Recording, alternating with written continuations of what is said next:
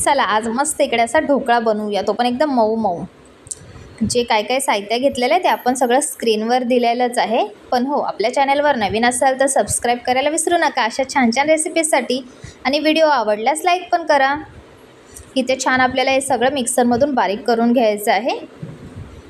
हे बारीक केल्यानंतर हे आपण जे बॅटर आहे 10 मिनिटासाठी रेस्ट करण्यासाठी ठेवणार आहे. तोपर्यंत आपण कढई ठेवायची आहे. कढईत पाणी ठेवायचं आहे ज्यामध्ये आपण ढोकळा वाफवून घेणार आहे.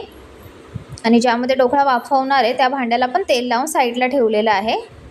10 मिनिटानंतर आपण ह्याच्यामध्ये 1 चम्मच खायचा सोडा टाकायचा आहे आणि मस्त मिक्स करायचं आहे आणि लगेचच आपल्याला वाफवायला ठेवायचं आहे.